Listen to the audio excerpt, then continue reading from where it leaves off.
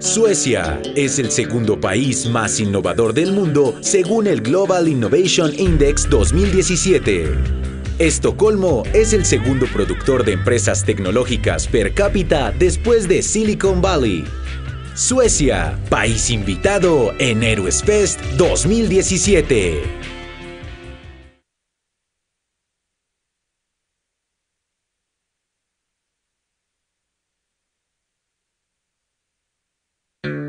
Una persona que siempre ha disfrutado de trabajar con ideas grandes y pequeñas y que llegó al Royal Institute of Technology de Suecia a trabajar con ideas y conceptos.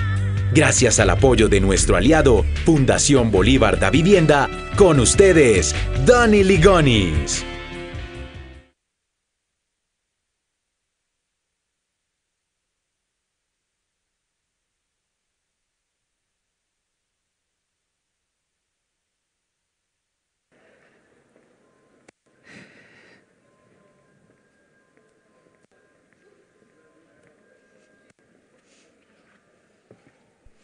¿Empiezo?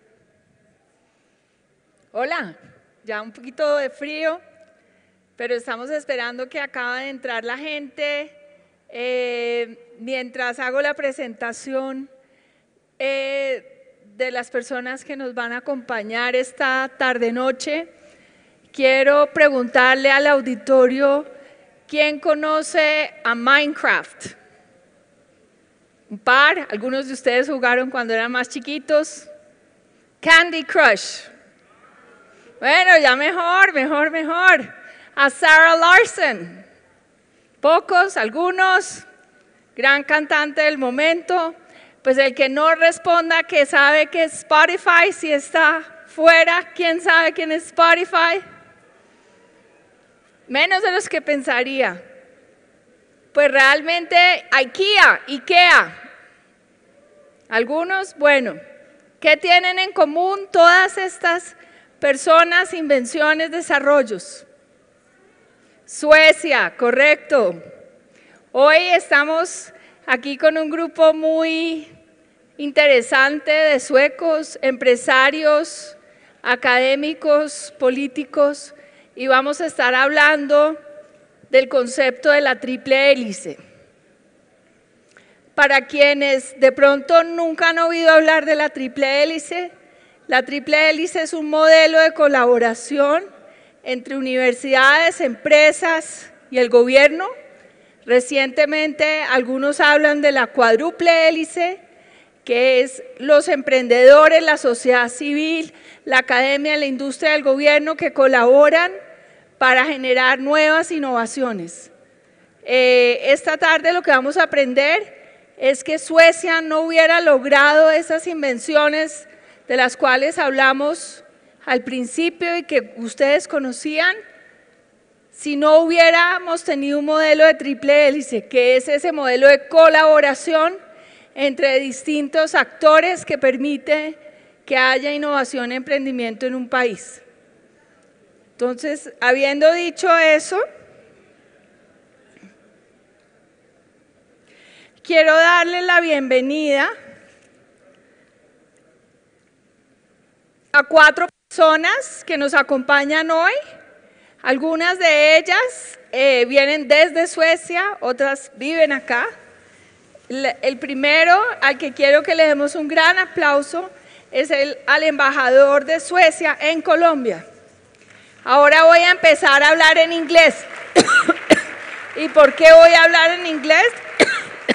Me perdonan, porque pues eso de estar cambiando de idioma en la mitad de un panel es un poco complejo, entonces me perdonan aquellos que voy a empezar a hablar en inglés, y para quienes no tienen audífonos y de pronto necesitan ese apoyo en la traducción, les pediríamos que salgan y rápidamente vuelvan. So, Ambassador Stromberg was Director and Deputy Director for the Human Resources Department at the Ministry of Foreign Affairs. He previously lived in Colombia where he was political counselor and deputy head of mission at the Swedish Embassy in Bogota. He also worked as program manager at the Unit of Technical Assistance at the Swedish Development Cooperation, SIDA, in Stockholm, Sweden. He has a master's degree from the University of Stockholm in economic history, and he has been in his diplomatic career since 2001.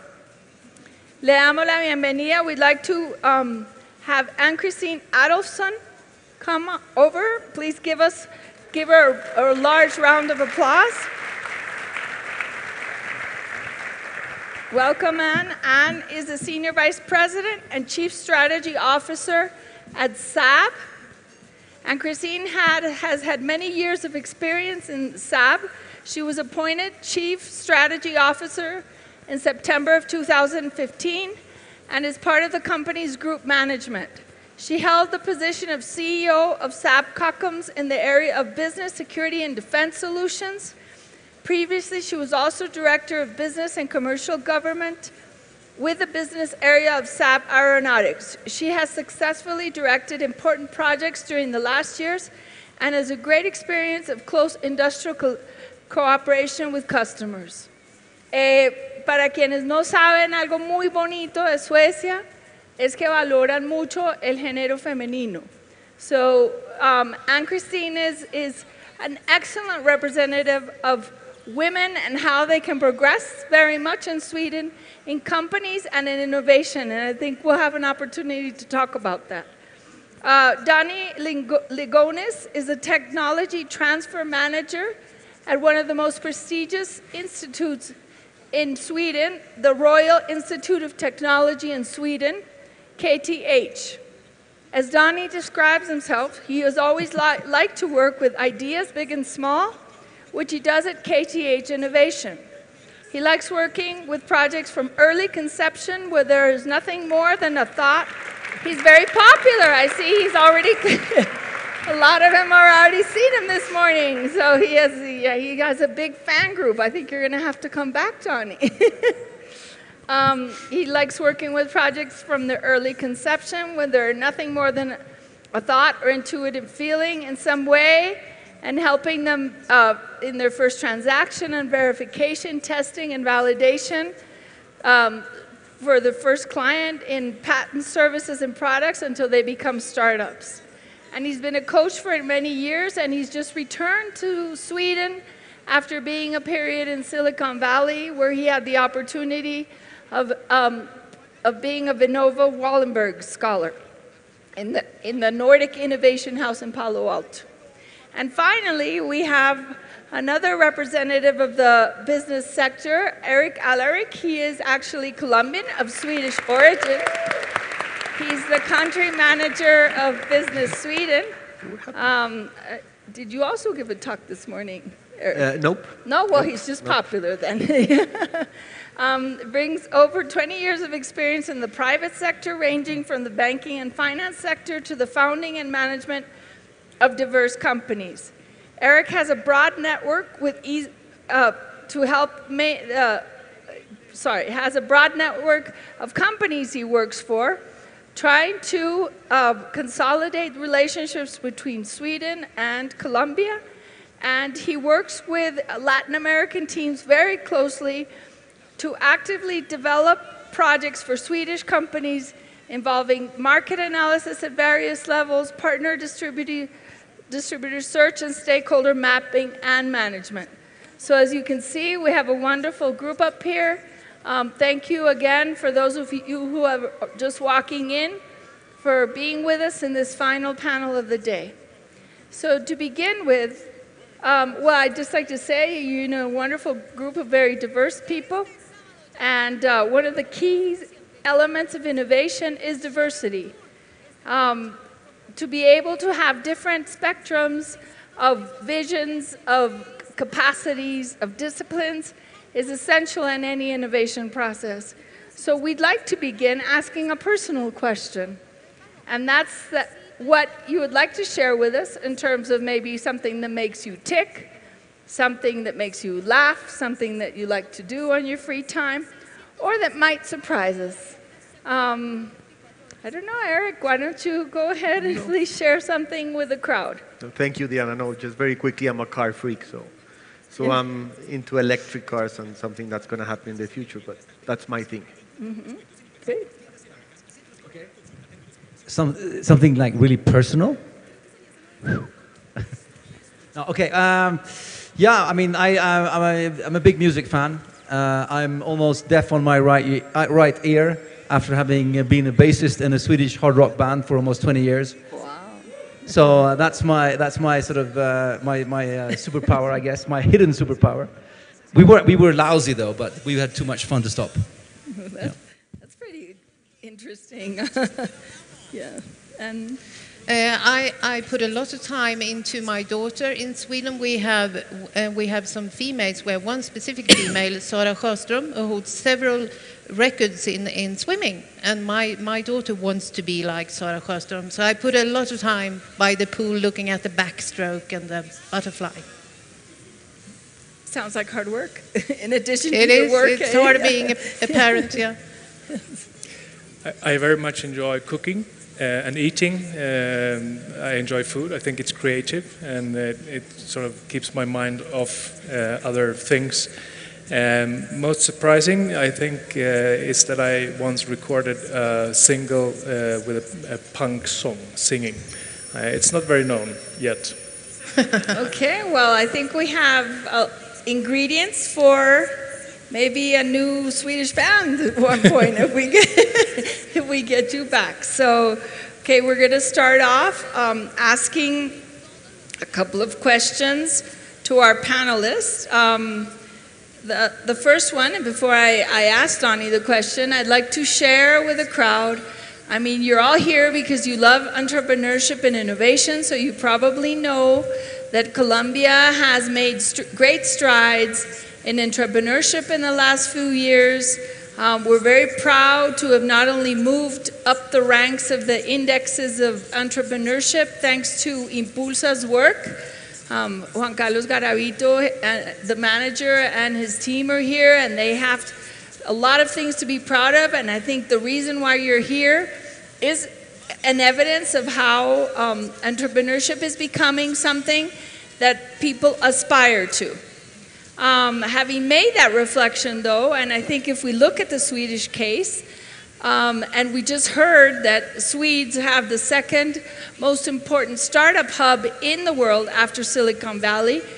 You young people all tend to think that Sweden is about young entrepreneurs and young creative minds. But behind that, there is a long process that has allowed Sweden to arrive and get to where it is. So what we're going to explore are what are those elements in Swedish government and society that have allowed the Swedish system to be such an interesting and innovative one. So to begin with, Donnie, we know that KTH is one of the research references of the world.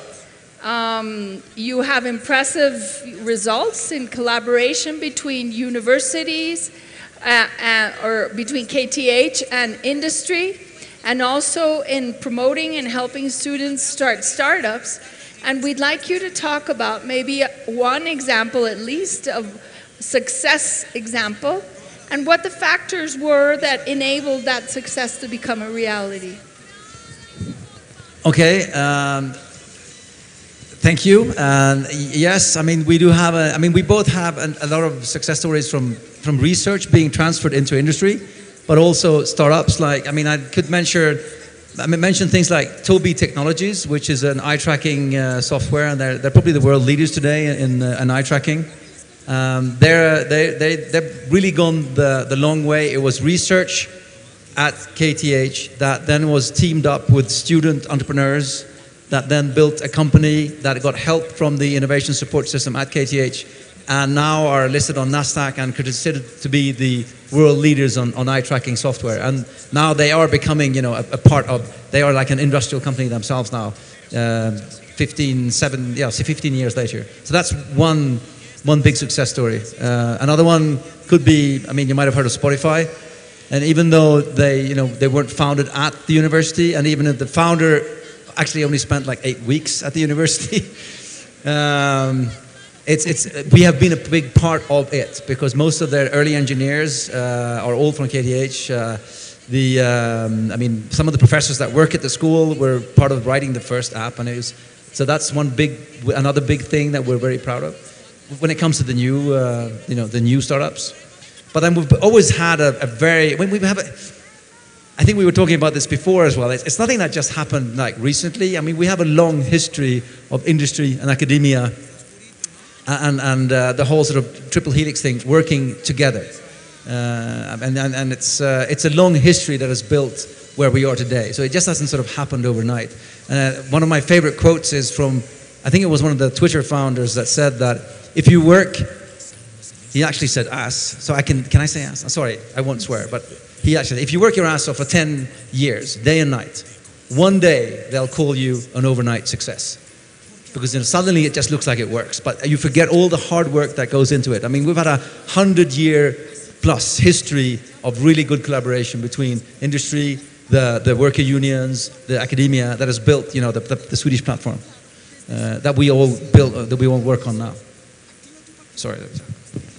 Well, great. And I think that is very true about Sweden, is that, and if you go there, you feel it, that there's an enormous, disposition to collaborate and to work together, but not in the short term, in the long term. And I think that that's one of the key ingredients to success in Sweden. And I think that, when you come and listen to a panel from Sweden, you have to think, well, what does this say to a country like Colombia that is now starting off, a new chapter in its history? And I think one of the interesting things that the Swedish triple helix model brings to Colombia is precisely the idea that this is a long-term thing, that it doesn't happen overnight, and that it requires a vast and important collaboration between many, many different institutions and actors, between universities, between companies, between entrepreneurs, between governments, for this to become a reality. So we're going on to our next panelist and question, and this is for Ann-Christine Adolfsson, and I'm going to quote something that we found in the Saab page, which I think is very inspirational, and it says, "The world does not stop, neither do us. Technological developments combined with changing threats require constant adaptation and innovation. That is why we commit about a quarter of our research and development income and thousands of engineers to anticipate the future and maintain the safety of society." So we'd like to maybe ask her to speak a little bit about this quote, about what it means to Saab, and especially why a company like Saab considers that innovation is not only a requisite, but that it's not an expense, but rather an investment. Thank you. I think that's an excellent question, and I'm very happy to be a representative of Swedish industry here today. And we have several industries, trademarks, from a very small country that has been successful worldwide, Saab being an example, Ericsson being another, Electrolux, which I know is known here in Colombia, and actually it's a Swedish company, although people I've met here say that it's a Colombian company.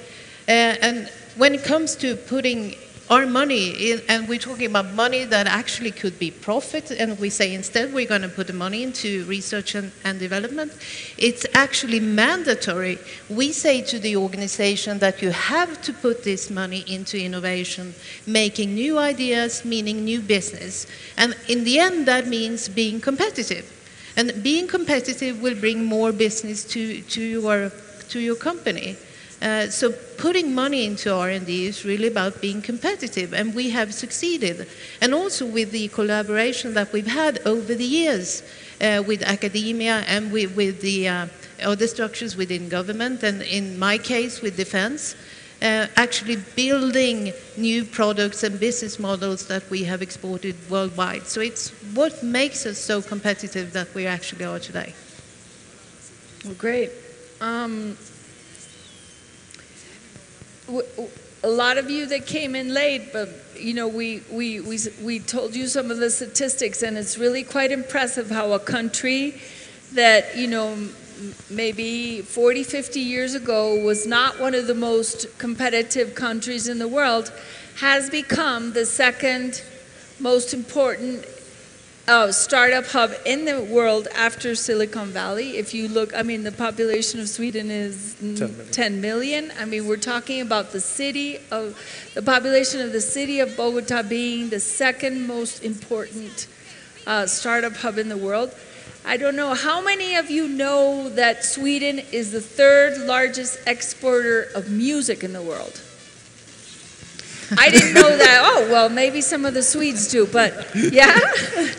But we had the opportunity to be invited with a group from the culture and creative industries about 2 months to Sweden to see how we can make our music industry, well, I don't know if the third, but certainly we can get it moving it to be the first in Latin America and one of the most important in our hemisphere.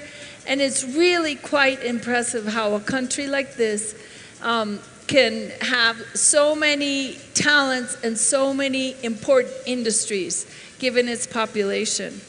Another, very impressive indicator is that $1.4 billion are invested in Stockholm tech companies in 2016, and that a very large portion of the country's GDP is invested in research and development. When we think of Colombia, we are starting out, and of course, Sweden is an inspiration. I come from an organization that some of you know called Connect Bogotá, and we also have a similar organization in Medellin called Ruta N, and we are inspired by the triple helix model.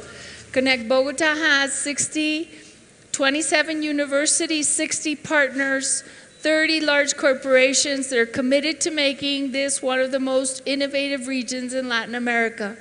And of course, we draw from our inspiration in countries like Sweden. And I would like to ask the ambassador what he thinks, given Colombia's potential and opportunities for innovation, why a country like Sweden wants to bet on Colombia and become a partner and ally in its efforts to innovate. Well, I think we as a country want to be an ally long term, because as the other panelists were saying, we think long term. That's we plan, we try to survive harsh winters, we try to make companies products that make a profit, but also invest so that they can survive towards the future. We are dependent on having a lot of partners around the world, and Colombia in this moment, it's a cool country. It's a country full of creativity, it's a country full of different opportunities, and now it's also a country coming out of an armed conflict. So it's a special moment, it's a good moment, where all these opportunities can be taken advantage of. I think one of the impediments for development, for innovation, is fear. And if fear is starting to shift away, Colombia is a coming country, a coming economy, and a coming hub for innovation, I think. Well, very interesting, Ambassador, and well, we're very happy to have a country like Sweden looking at Colombia as a long-term partner. And I'd like to ask you, what are the triggers that made Sweden an innovation power worldwide? What do you think? Well, I come back to the long-term strategy and the working together. It's really a government or a society giving opportunities both for individuals, as students, as workers, and for companies, corporations and universities to coexist and to take advantage of the shared capacities and competences in society. A good example you mentioned, and I was pointing out this morning that there was a lack of women in the panel, in the first panel. Well, it's taking advantage of what we have and making good use of cooperation and investigating different themes together and making that into successful commercial endeavors. Okay. Now I'd like to move over to Eric, and we've been talking a lot about what an innovation or how important an innovation and entrepreneurship ecosystem is for a country, and the importance of having innovative entrepreneurs, not just any type of entrepreneurs, but entrepreneurs that are based on innovation. And I'd like to ask Eric what he thinks makes Swedish entrepreneurial ecosystem and culture contribute to having all these wonderful and beautiful stories. Thank you, Diana. Innovation is a very nice word that encompasses a lot of things. But Sweden, to get where it is right now, a lot of factors came into place, and I don't want to put an order into it, but I would say that number one is education. There's a good public educational system in which everyone is equal, everyone has access, and it comes, when you're 6 years old until you graduate from university, so you get free teaching, you could say that. And when you're in university, you can get a loan, but just to pay for your living. Other expenses other than the tuition that you should pay. So that's very, very important. And that education, since it's equal for everyone, it encourages creative thinking, problem solving. You can question authority. If you do not agree, you can say that you don't agree, and that starts to develop in yourself that you could be anyone you want to be. If you want to be an astronaut, you can be an astronaut. If you want to be a carpenter, there's no limit. It's mental, and you get the tools to be there. So that's a huge cultural thing that education has brought. Obviously, education, promoted by a government that thinks this is super important. And, I think obligatory schooling was implemented in 1840, something like that, for the whole country, which is very, very important. The other thing is a strong ICT infrastructure. There's high-speed internet for everyone in Sweden, and that, makes it easier to communicate and to produce stuff when you're at home, basically, and you can share with other people who are very far away, 100 kilometers away. That's very important too. The other thing is flat organizations. Hierarchy in institutions, in organizations, in universities, is not a big deal. You're on a first-name basis with the CEO, with everyone, and that makes it, like a safe environment to discuss, to create new ideas, to come up with new solutions.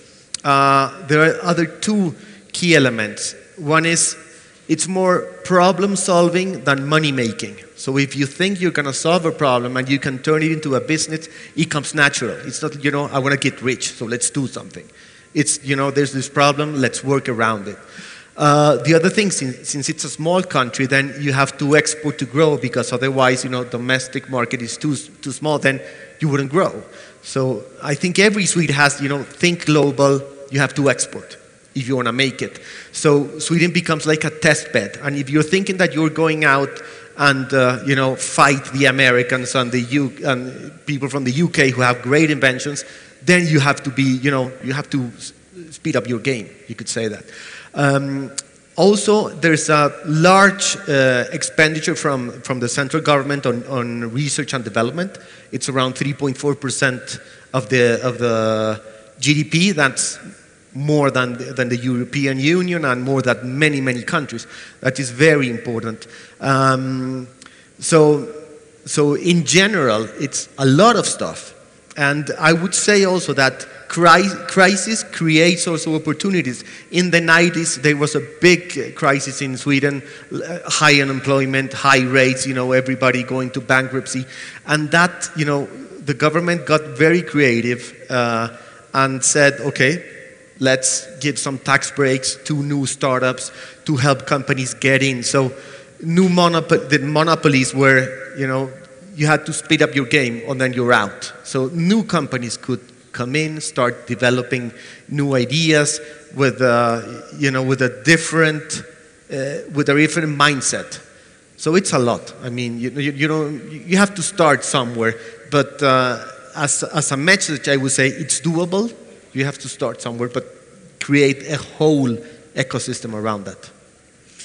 Well, Eric, gives us some very interesting insights and elements of the innovation ecosystem in Sweden, and I'd like to maybe make a couple of reflections and then maybe have the rest of you just kind of comment on what has been said, because obviously when we hear others, we're always, you know, little light bulb turns on. But I would like to say, in terms of important things, this aspect of solving problems and not making money. I mean, obviously money's important, but I think there's been an overall message here in the HÉROES FEST and iNNpulsa, and is that we have to seek our higher purpose. And I think problem solving, and we certainly have enough problems in this country, if that's the case, then we should have 1 million areas for development of entrepreneurial ventures. So I think that that's a very interesting take. I also think that there's something that when I went to Sweden, it was a very interesting reflection, which is sometimes very obvious, but sometimes it's not so much when you don't self-reflect. And that's the idea of having a more, not only diverse society, but also a more level or a more, a less hierarchical society. And I think that that's something, an area where we definitely have to work in Latin America, and especially in Colombia, in leveling the playing field for everybody and feeling that we can all collaborate at the same level, independent of our gender, of our race, of our sexuality, of our class, and I think that that's a big inspiration that Sweden brings to the table, and that we must make greater efforts, because I think we do have a culture of collaboration in Colombia. I think we are very resilient, like the Swedes. Colombia and Sweden, I think, do share this resilience they have. That we are very creative in very different ways, very complementary in our creativity. But I do think that there are elements of our society which are not as easy to, or do not foster innovation, and I think one of them is the one that Eric has mentioned. So I'd like to go back and maybe just have a conversation about, I think before we came in, we were talking with all of us about that one main message is that while startup culture is something relatively new to these generations, this is something that took many, many years to develop and build in Sweden. And I think that that's something we'd like to maybe discuss.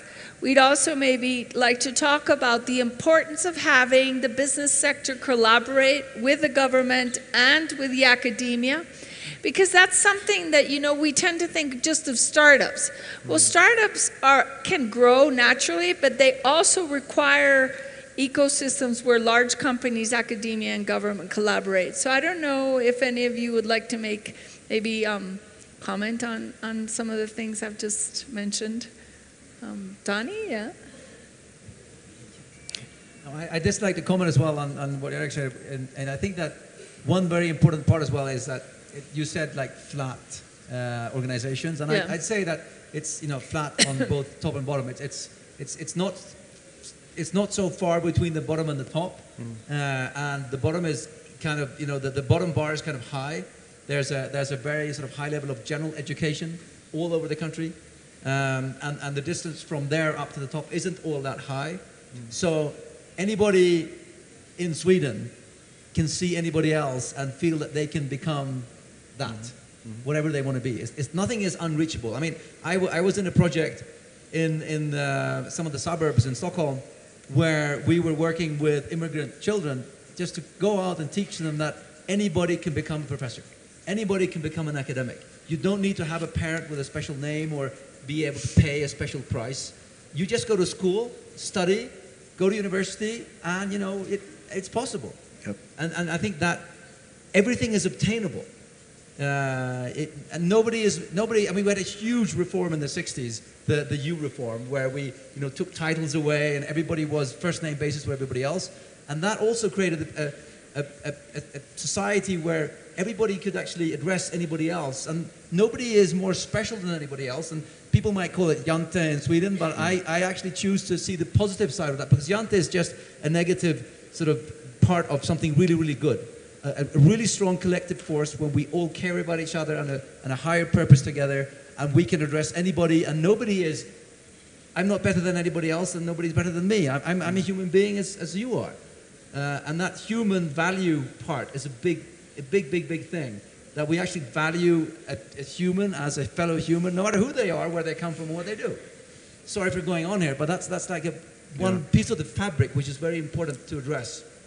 And I think that and the consensus-driven mindset, which, of course, we can do our fair share of Sweden bashing and, you know, consensus-driven and nothing happens and that kind of thing. But that is actually an incredible part of the success story as well, where the political side and the industrial side and the academic side came together 100+ years ago and said, you know, we're going that way, and we're going to do it for the coming 50 years, and they did. And it was like a long-term vision of building something. And you need a long-term. So I mean, I see wonderful things happening here. I mean, I met some fantastic people here during the day, and I think Colombia has an incredible opportunity. I mean, Sweden 200 years ago, hey, you don't need 200 years. I can give you that. But it's just a matter of, you know. But you need to come together and have a long-term vision and define yourself in what you want to become. You know, I mean, today we have it easy because today we can talk about Sweden is this country that does incredible things, but it's become a mantra for us as well, where we're buying into our own image of what we are, and then we become that.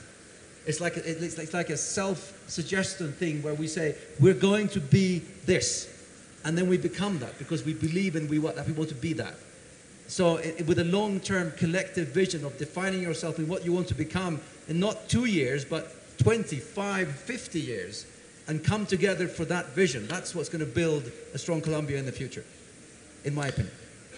Great reflections. Anyone else? Yeah, I would like to add to Donnie, the long-term planning and thinking. I think that's something that's key. That's something that you don't fight against. So let's say, like an example, in 2050, Sweden wants to be fossil-free, you know, from oil, you know, all this stuff. It's something that's very hard to argue against. You know, you want to protect the planet. You want to have better lives for everyone. So, you know, it's an easy goal, but it's a goal. So then you start to work around that and not depend on any government thing that, you know, I think we shouldn't do that, you know. It's some things that you just are obvious that you work for. So that makes, you know, that people come together and go the same path. And one other thing is that Colombians are very creative, and I have a good example. Maybe you have talked about this earlier, but Electrolux, a Swedish company that's been here forever, a Colombian won a prize for the most innovative solution in, people know about this? Okay, it's a vacuum cleaner that has small robot bees that go clean and then come back to the base. That's a Colombian young man that won, and, you know, he was in Electrolux. So there's a lot of creativity here. You just have to, you know, focus it in the right way and, you know, deliver it with passion.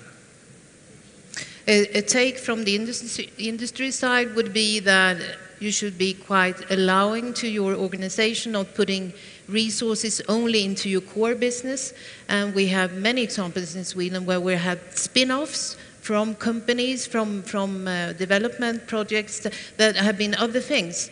And for instance, within my company, when working on the fighter development, as a result came the seatbelt that we know today, which was very different in the 70s when I grew up, but now it's a flexible seatbelt.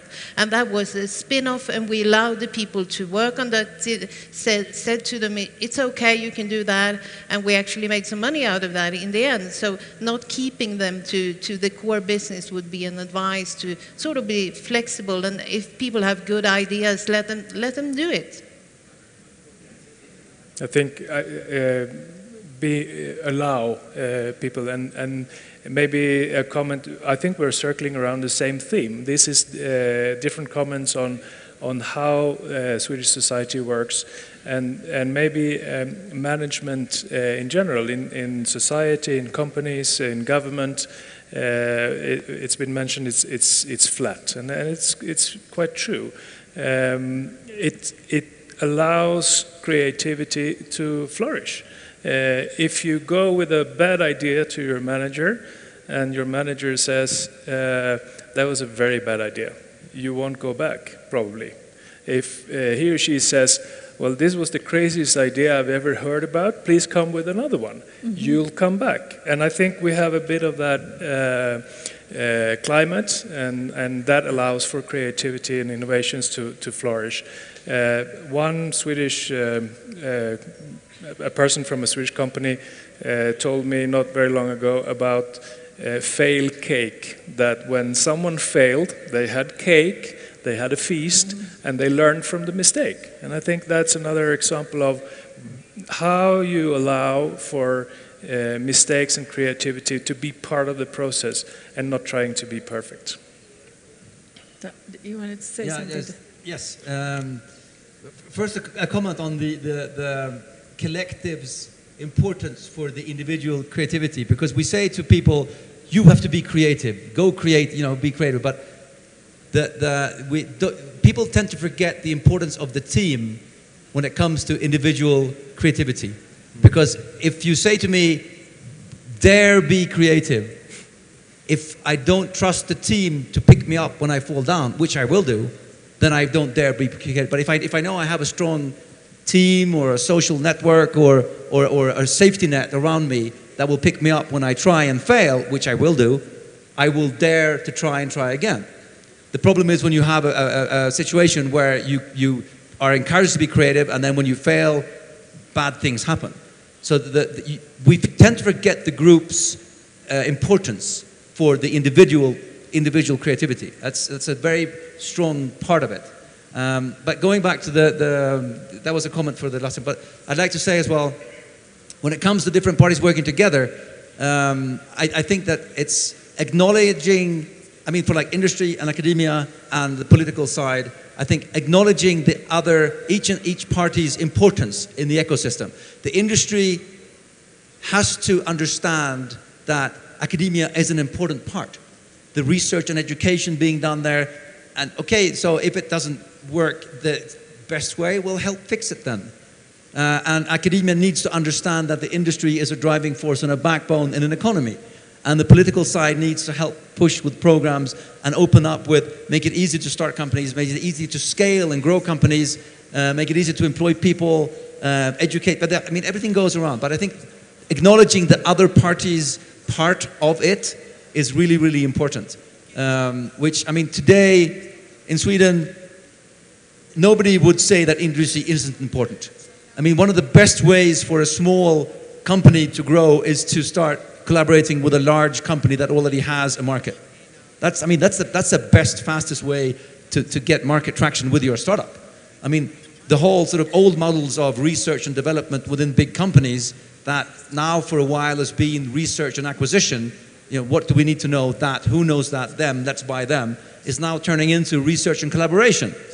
What do we need to know? This, who knows that, them, well, let's work with them.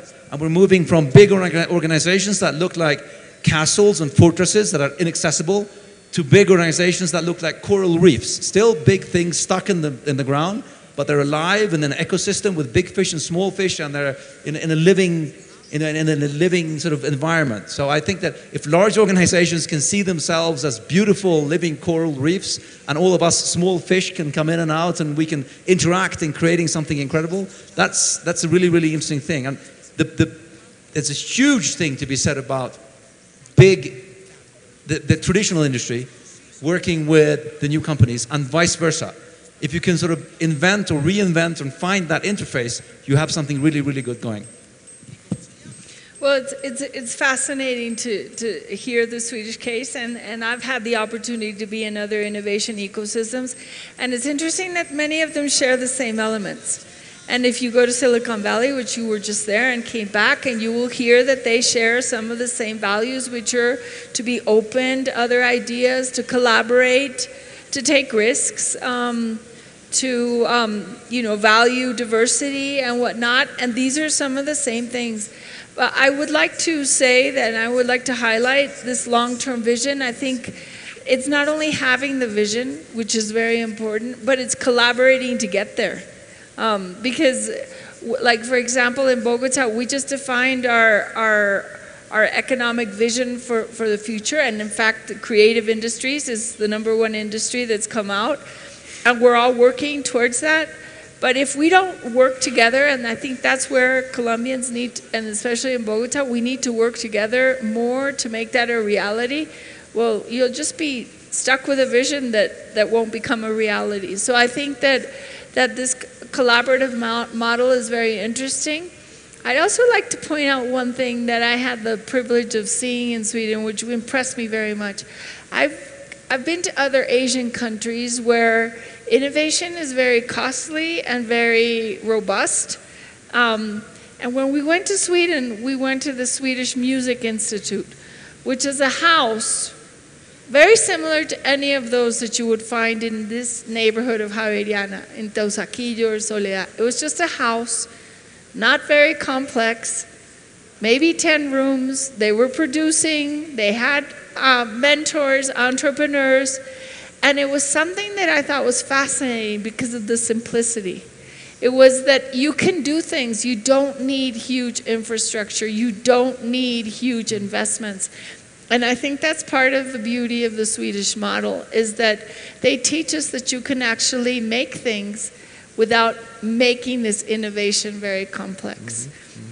So I'd like to see if maybe you can give us some more examples of what other elements we might be able to find in your system that we can maybe bring back to ours, if any more, because we've certainly discussed many elements. Yeah. So yeah, Christine. Yeah, I would like to emphasize that I think that part of our success is that we're willing to share our insights, our technology, and many countries and many companies sort of try, they want to keep their products and their R&D results to themselves.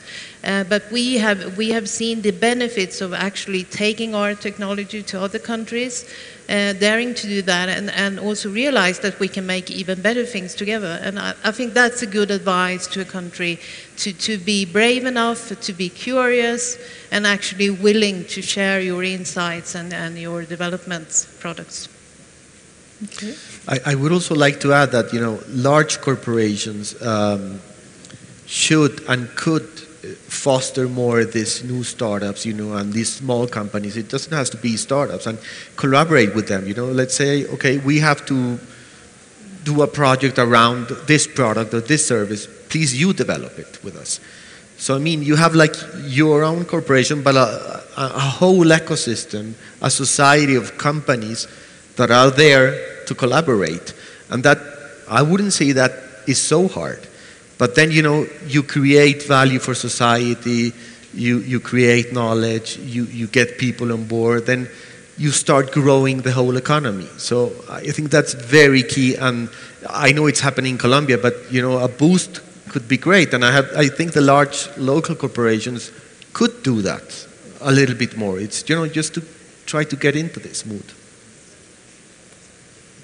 I think that you touched on something, curiosity. I think that, like, I think Eleanor Roosevelt said once that if I could give every child one single gift, it would be the gift of curiosity.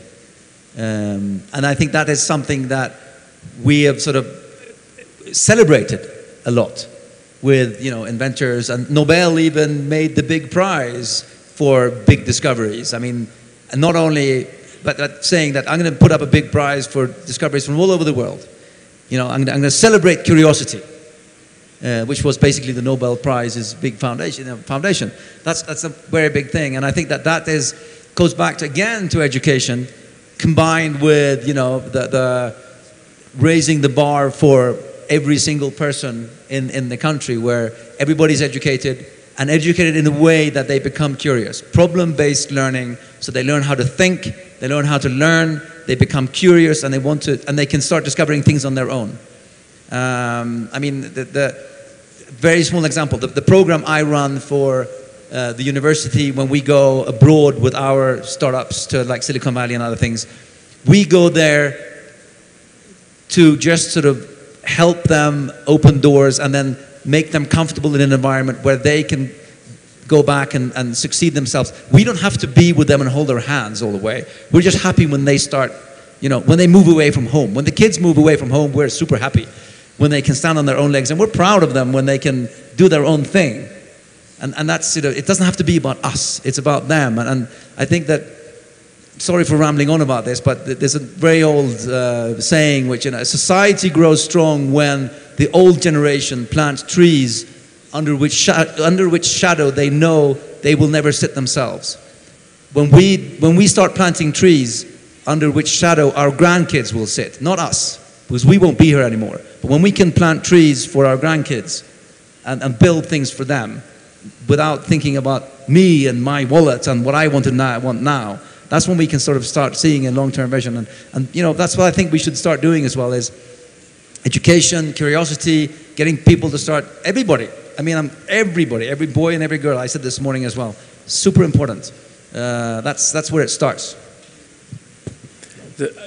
I want to pick up on that, and I think that it's not about the individual or society, it's about the combination of individual and society. And I think we educate individuals, we give them opportunities, we insist on them doing their task themselves.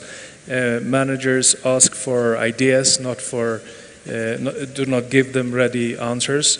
And this environment of taking out fear and being creative. But there is also a very strong sense of being part of something bigger, be it a company or be it a university or be it society at large. And that gives also a sense of belonging and a sense of tranquility and a sort of safety net. And I think that combination, both being individualistic and collectivistic at the same time, is one important trait for Swedish society and allowing for innovation.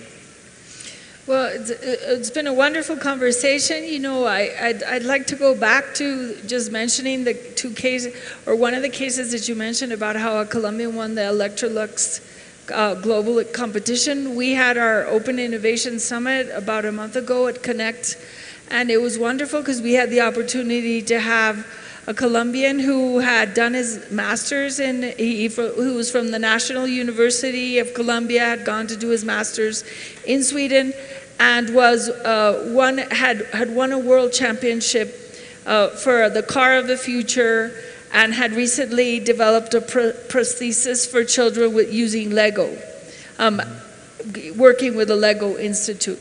And so definitely when you see the talent Colombia has, the individual talent, it's absolutely incredible. I mean, I'm sure in this auditorium we have people that if they were put in the right environment could be wonderful innovators and entrepreneurs, and will be.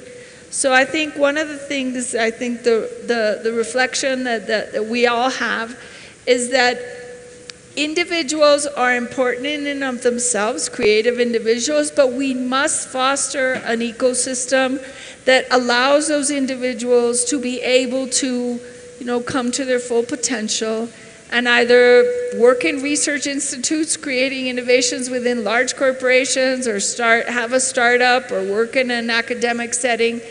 And I think that what's interesting about the Swedish model is precisely that they have been able to build an ecosystem that allows and fosters so many wonderful individuals to come to light. So we have a couple of minutes more. I think we've talked about many, many different things, but I don't know if any of us have some final reflections. We had wanted to allow you through the app to make questions, but at this point in time, I don't know if it's a little bit, you know, difficult right now to do that. But so I'd just like to maybe have some closing remarks and reflections. I think it's been very interesting that what we've been able to talk about tonight. I think also, and I would invite you all to reflect as individuals and in your organizations how you can bring some of these takeaway points from the Swedish model. which are very interesting. And also, what are those differentials that Colombia has that we can bring to the table? Certainly, I think diversity is one of them. And I think I'd just like to maybe have you make just a round of closing remarks. Eric? So I start. Again, you're the last. No, it's good. It's yeah. good. No, it's okay. It's okay. Well, if you want. No. Thank you for this. I mean, my message would be, obviously, Sweden has come a long way, but you have to start somewhere. Colombia has already started, and you just have to boost it a little bit. 100 years ago, there was a little bit more maybe, but there was a huge migration to the US because Sweden was starving, basically. So, just an example to inspire that things can get accomplished. And I would find, like a near network to foster my ideas, so I can exchange, go to iNNpulsa, go to this, entities in Colombia that can foster this, look for financing, these funds that, are starting to appear everywhere, that fund new developments, try to get to large corporations and be propositive and, be passionate and, continue thriving, because at the end of the day, you're going to succeed, basically. Yeah, I think that one thing that could be worth mentioning as well is,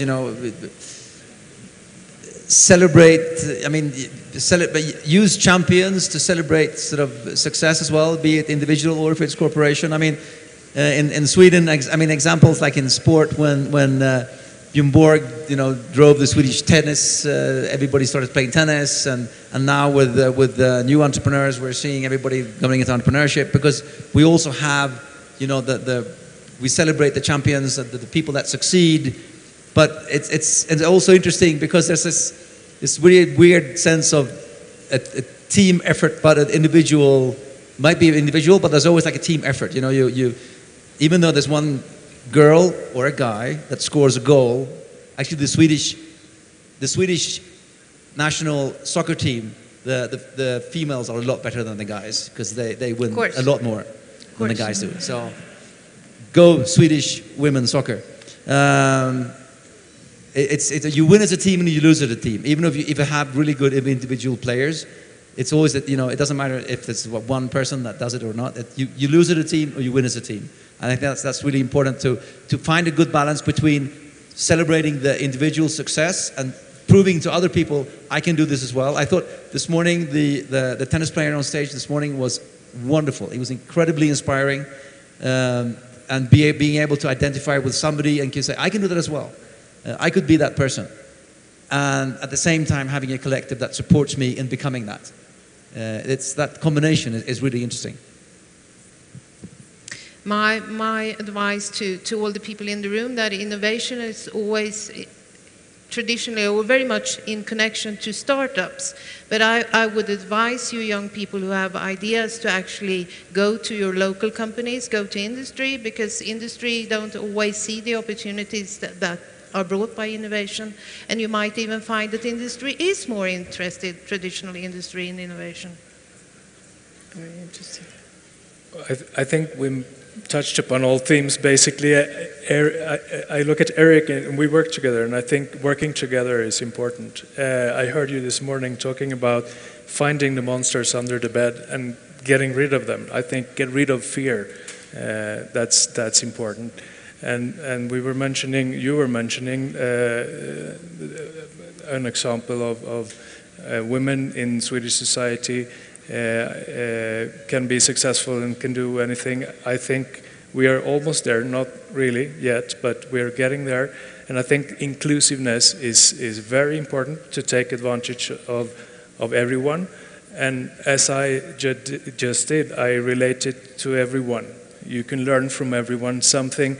Don't be enough of yourself, but listen and learn and be collaborative. Okay, well, great. I think, really it's been very interesting to listen to all of you. Thank you very much. I think that for us, the Swedish experience and the Swedish way of doing things brings a lot of inspiration to how we as individuals, as entrepreneurs, as innovators can do things better. And I definitely think we have not only to think about a collaborative long-term vision where all different actors and institutions in society can be valued and work together to bring about a more innovative system, but also I think as individuals, I think it's really just very wonderful to see that a society can value the other person independently of what the educational or economic or gender or situation is, and I really think that Sweden has many things that they can show us. I also think as a final reflection, and I'm sure they will agree, that a country like Colombia and a city like Bogota has much to offer to a society like Sweden, and I'm sure that we can continue working on a long-term profitable partnership to create a more egalitarian, a more prosperous, and a more innovative society both in Sweden and in Colombia. Thank you very much to all of you, and thank you to iNNpulsa. Thanks, and come back tomorrow. I'm sure iNNpulsa has a wonderful new set of events for you, workshops, conferences, and that will get you inspired to your higher transformative purpose. Thank you very much to all of you.